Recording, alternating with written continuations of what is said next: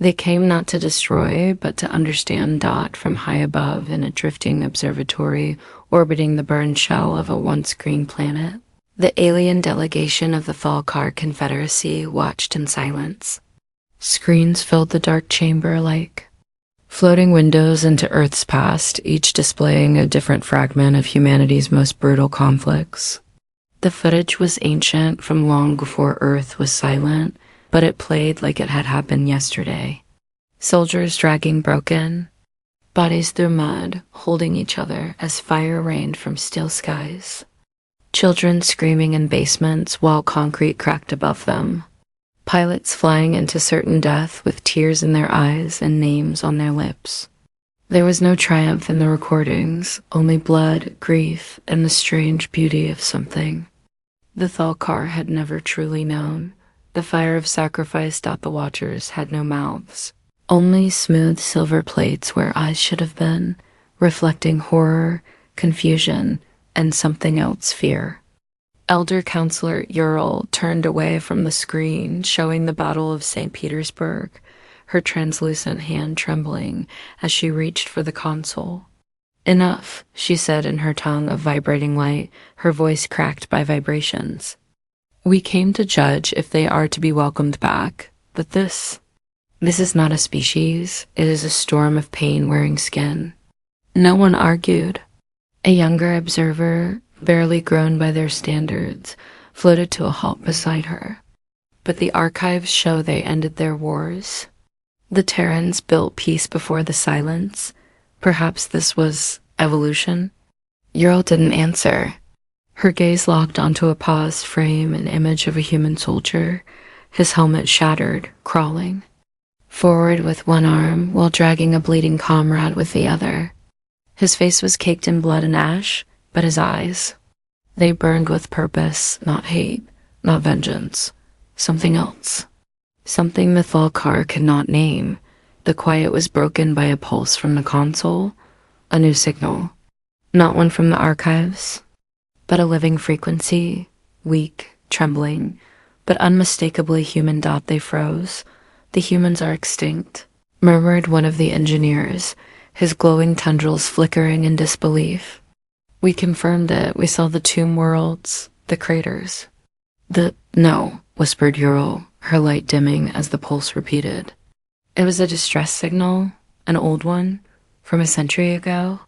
But somehow, it had changed, repeating itself, adapting, like something or someone was still alive and trying. The room filled with static as the audio cracked into existence. It was garbled, damaged by time and space, but a voice clawed its way out of the interference. A human voice. "Don't forget, we stayed, we fought, we loved." And then silence. The delegation did not breathe, did not move. But something ancient shifted in the soul of Ural. "There is one left," she said, or at least there was. "We must find the source. But what if they're like this?" Said another, motioning toward the war footage still burning. Silently across the walls, Ural turned, her own reflection warped by the soldier's dying gaze. "Then we will understand why." No judgment can be honest without first walking the shadows they lived in. And so the Thalkar changed course. Not to judge, not to conquer, but to learn. To find the last ember of a race that had survived their own hell and still whispered love through the void. They didn't know it yet. But what they would discover would shatter their understanding of power, rewrite their definitions of peace, and leave half their delegation begging to forget, because the signal wasn't just human. It was hope with blood on its hands. The shuttle descended into Ashdod, the Thalkar vessel, a ship of light and silence, cut through the storm-choked atmosphere of old Earth like a whisper through dust. They had traced the signal to what had once been the western seaboard of a continent, now nameless in their maps. Below, blackened forests clawed at the sky like the fingers of the dead, and twisted ruins jutted from scorched earth like broken teeth.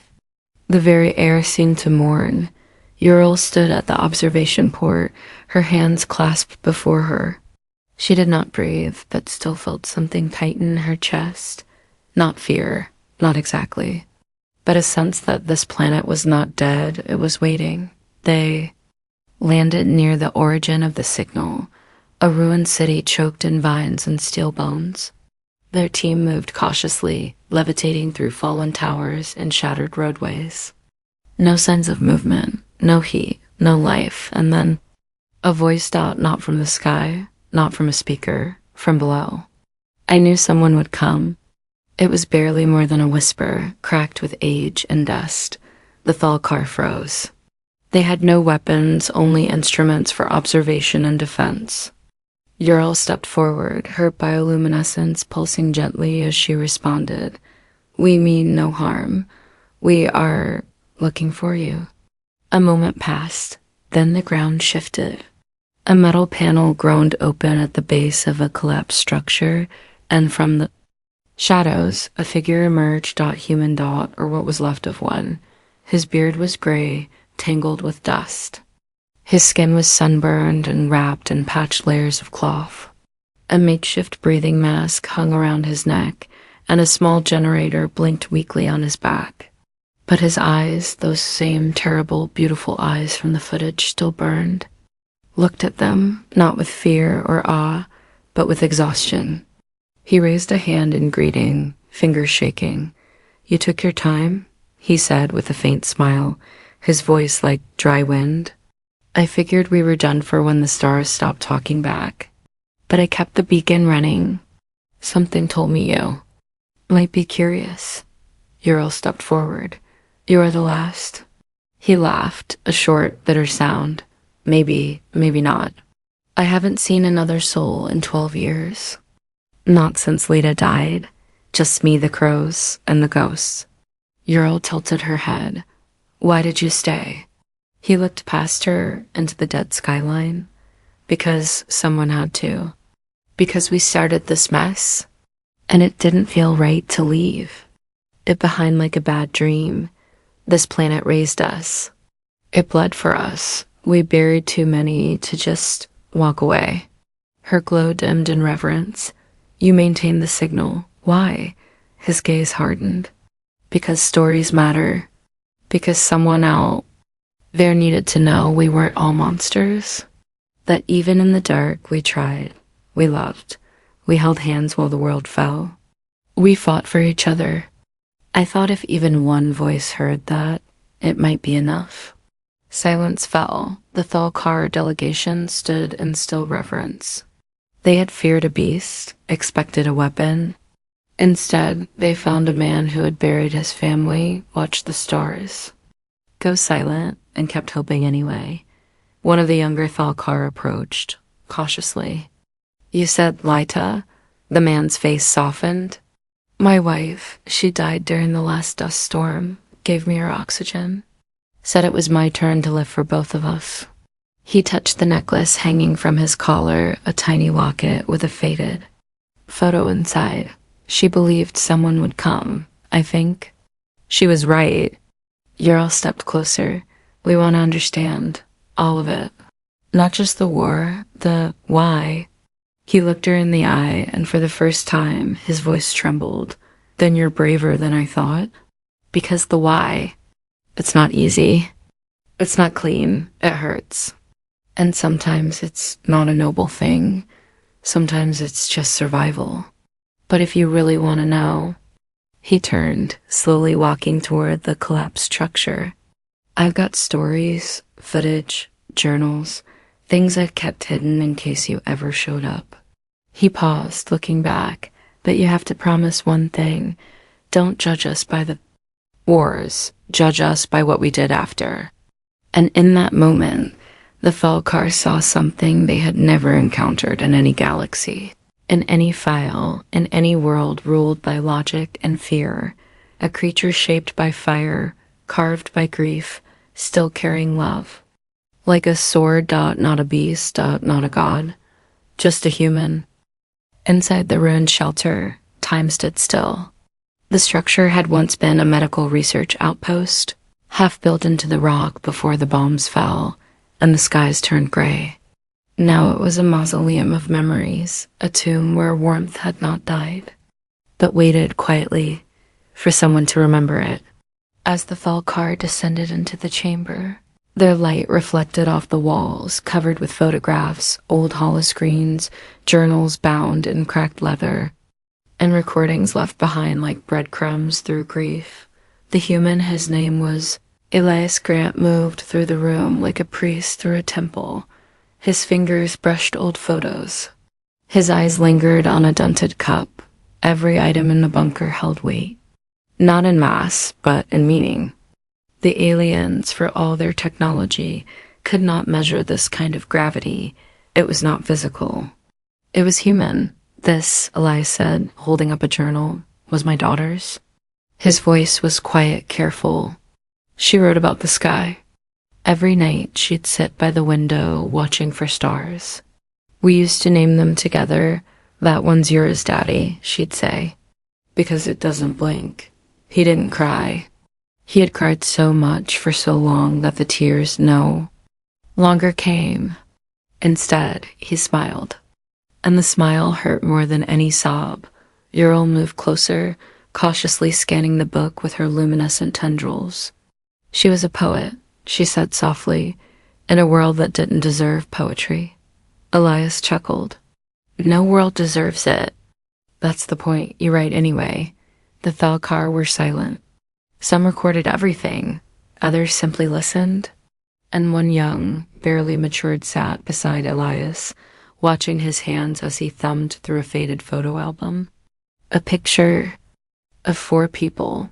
Elias, his wife, his daughter, and a boy with wild hair and a crooked grin. My son, Elias said, voice thickening. He joined the evacuation corps when the outer colonies fell. Got on a transport full of sick kids, even though he wasn't supposed to go. Ship never made it. No wreckage, just gone. You kept all this, said Ural, still trying to understand. Why not destroy it? Forget it. Elias stared at a photo for a long moment. Because forgetting would mean none of it mattered, and I needed it to matter. I needed them to matter.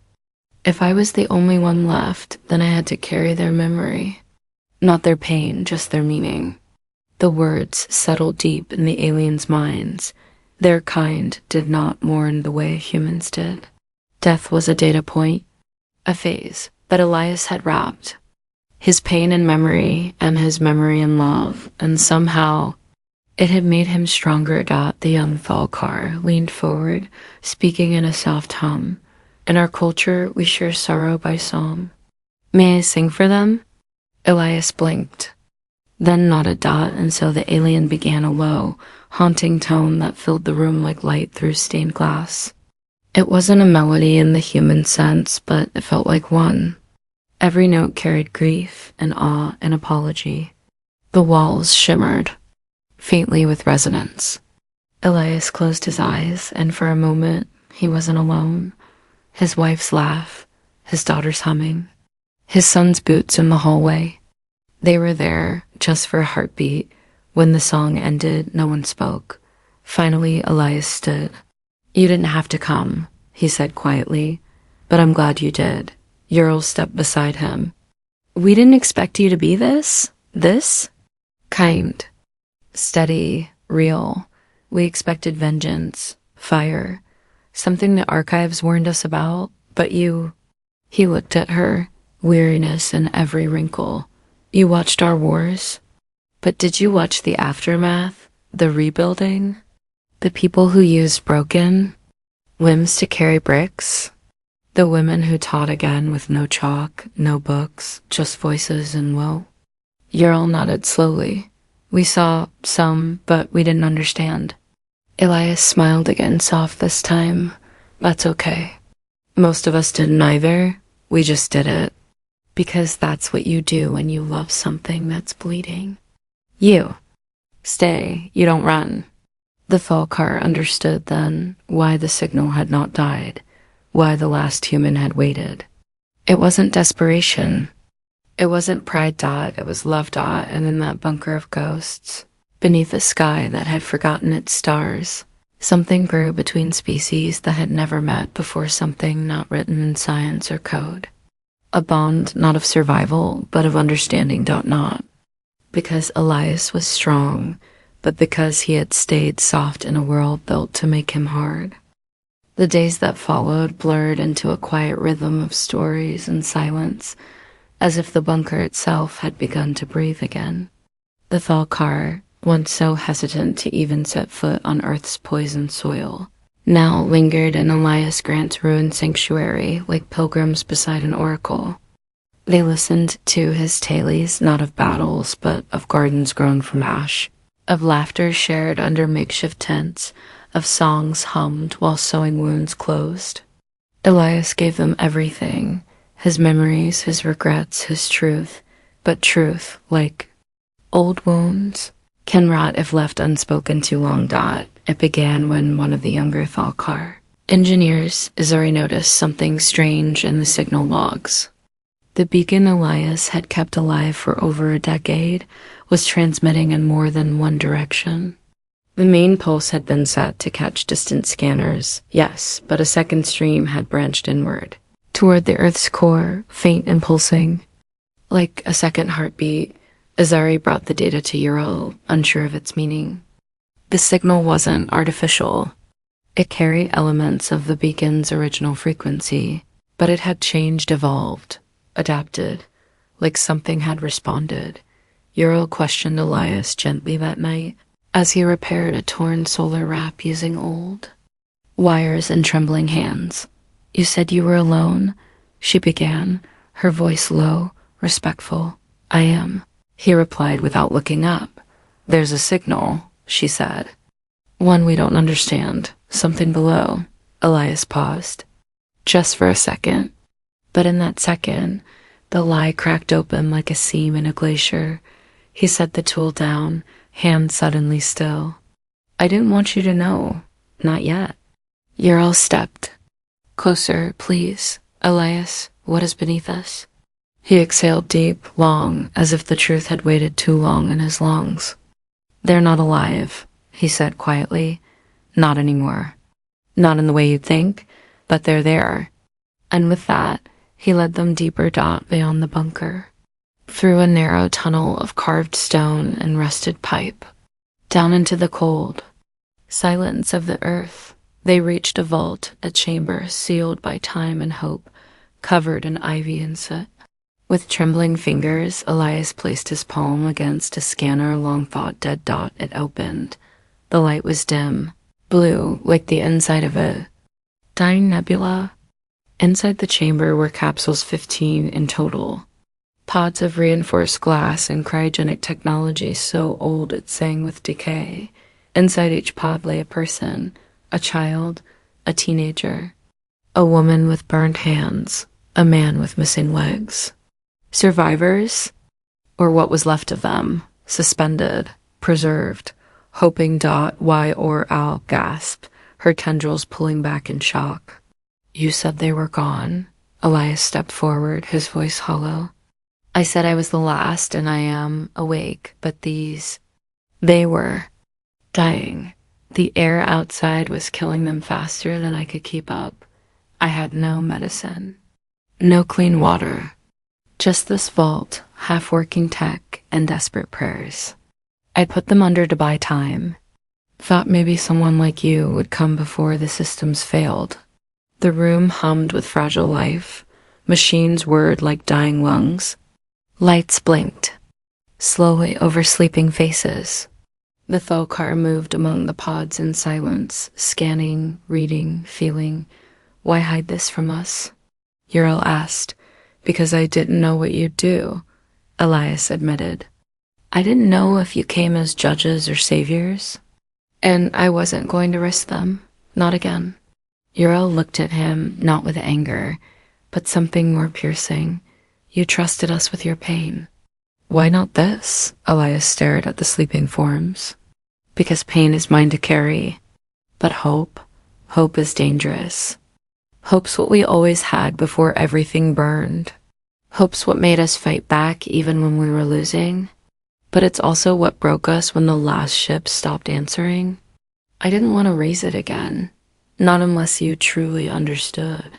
The chamber echoed with stillness, no judgment, no sound, only the faint rhythmic beeping of machines fighting time. Ural turned to her team. Begin diagnostics. Stabilize the pods. Learn what we can. We owe them that. As the Thal car moved with purpose, Elias slumped against the wall, weary beyond words. They were the last good pieces of us, he whispered. I wanted the universe to see that. Not just fire and screams, but the ones who stayed kind. Ural knelt beside him. We came to study you, to understand your capacity for war, for destruction. But now we see something greater, your capacity to protect even when broken. And for the first time since the stars went dark, Elias allowed himself to believe that maybe, just maybe, he wasn't the last anymore, not the last human, not the last hope, just the first whisper of Earth's heartbeat returning, asterisk. The hum of the vault grew fainter with each hour, like a dying flame struggling to hold against the winds of time.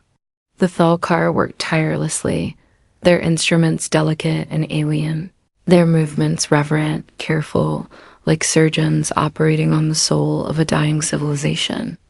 Elias watched from the sidelines, hands clenched, heart aching. Every flicker in the cryo monitors was a thunderclap in his chest. Every slow pulse from the pods was a reminder he hadn't saved them yet. He'd only delayed the end, Isari. Confirmed the worst by the end of the third day. The energy cells powering the pods are degrading beyond correction. The young Thal car whispered, We can preserve 3, 4 at most, not all. Elias felt the floor tilt under his feet. The numbers echoed like a death sentence, 15 souls. And he had to choose who lived. He stepped outside into the dead wind, walking alone through the broken city, his boots crunching over shattered glass and bone. He didn't want to be seen, didn't want to be human for a while, didn't want to carry the unbearable weight of being the one who had survived. He screamed once loud, guttural, wordless into the cracked horizon. Not at the Thal car, not even at the world, just at the sky that refused to answer. Behind him, Ural approached silently. She didn't speak, only stood beside him in the dusk, her glow dimmed out of respect. How did you carry this alone? She asked after a long time. I didn't, Elias said hoarsely. It carried me. Every night I'd dream of them waking up, of opening the vault and hearing laughter again. I'd imagine Sarah, my daughter, complaining about the food. Kellen, my boy, teasing me for my old jokes.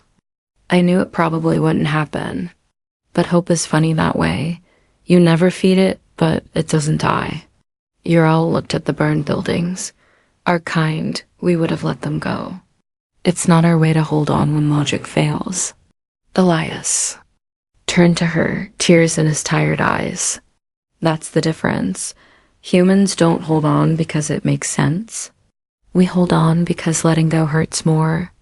Back in the vault, the Thal car team gathered. The diagnostic data was clear.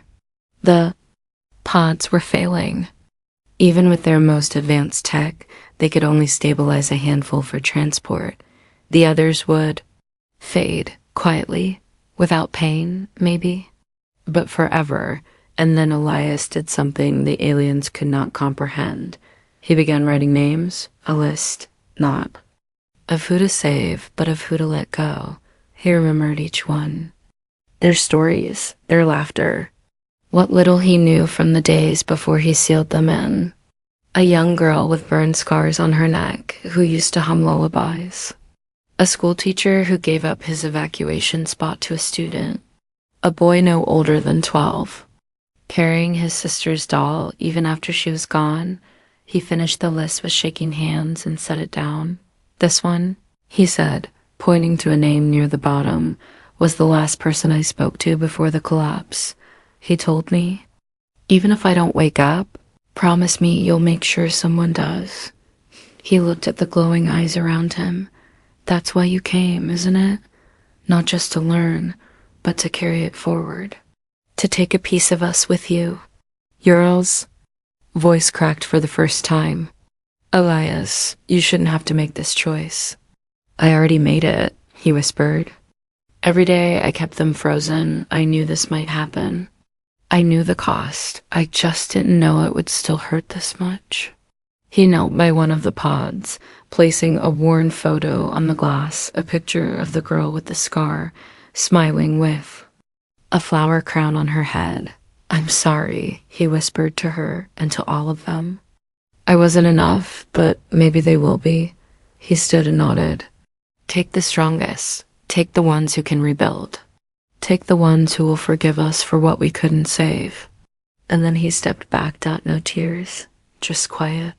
Just the breath of a man who had lived too long in mourning and still found the strength to choose someone else's future.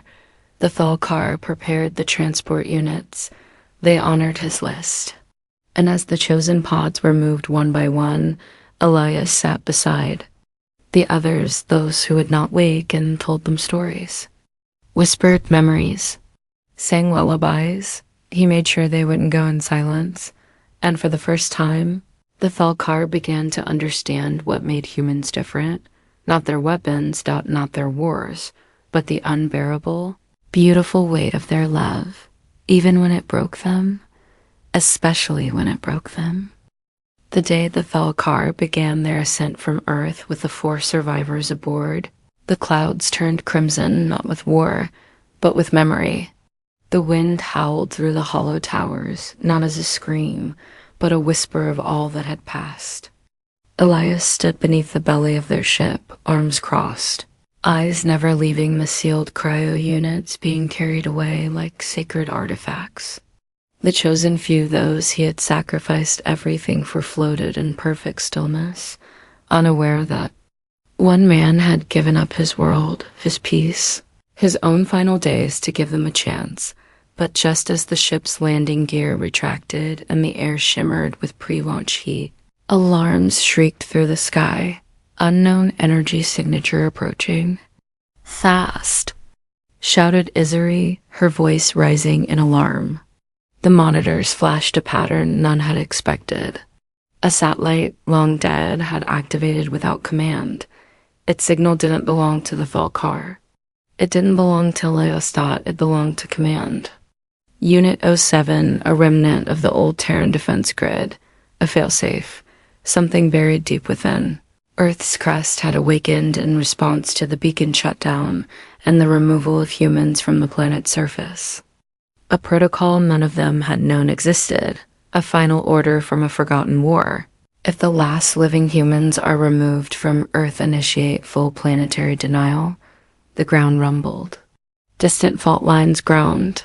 Satellites blinked into life like ghosts rising from their graves. The world had mistaken their mercy for extraction. It had prepared to burn itself, rather than be conquered again. Elias staggered as the earth beneath him shook. No, that can't be right. He looked to the sky, then back to the ship, then to Ural. You have to stop it. Shut it down. Ural's voice was sharp with fear.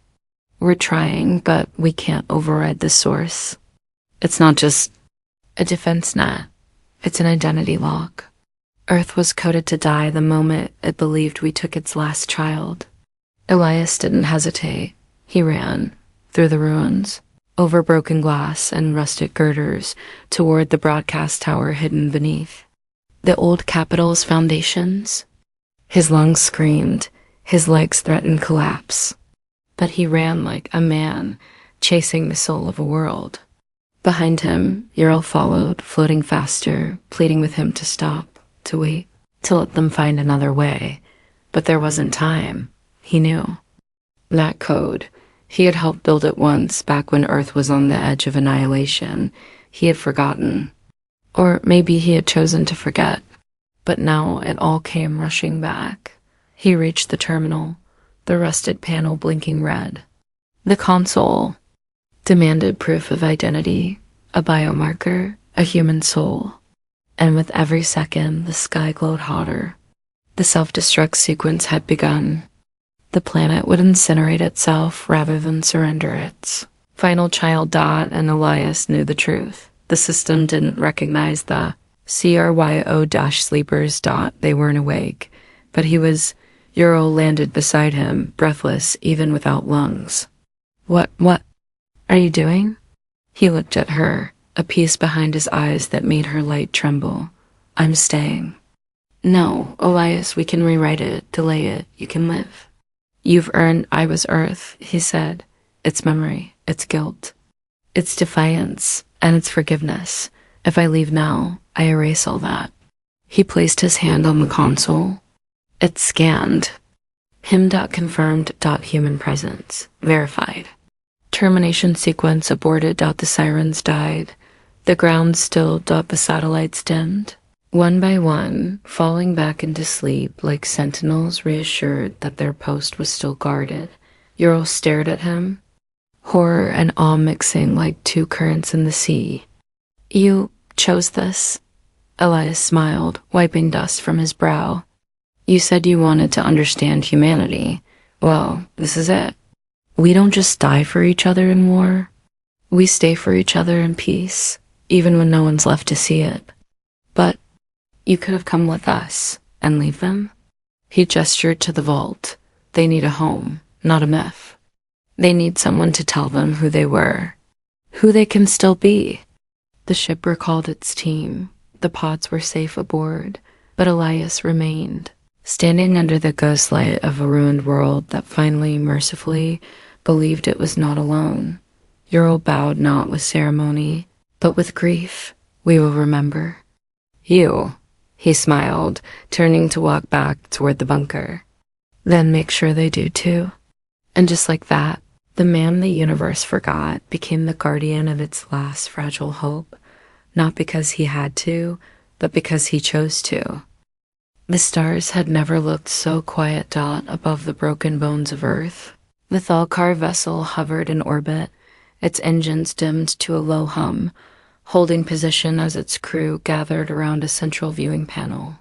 On screen, a live transmission, fed directly from the final human outpost, glowed gently, almost reverently, casting the face of Elias Grant in soft amber light. He sat at the edge of the bunker, staring up into the heavens, a blanket draped over his shoulders, a cup of something, steaming in his weathered hands. He didn't speak much anymore, but he smiled. He always smiled when he looked toward the stars. Toward them, Ural stood alone in the bridge chamber, her tendrils curled against her chest, as the younger ones behind her watched in silence. The 4 survivors, now stabilized, healing slowly aboard the ship, rested in chambers of warmth and sound. They didn't yet know who had saved them, didn't yet remember the man who had chosen the fire so they could walk in peace. But they would, because stories have weight. And Elias had written his into the foundation of everything. Transmission continued through the final night cycle. Sometimes it showed Elias tending to the soil he'd begun to replant, using seeds recovered from an old storage vault. Sometimes it showed him reading journals to the camera, explaining what each child had meant, who they had been before the silence. Sometimes he just sat quietly, breathing, reminding the universe that humanity had not died with war, but had endured with love. One morning, he didn't appear on the screen. The signal remained strong, but no shadow moved across the bunker threshold.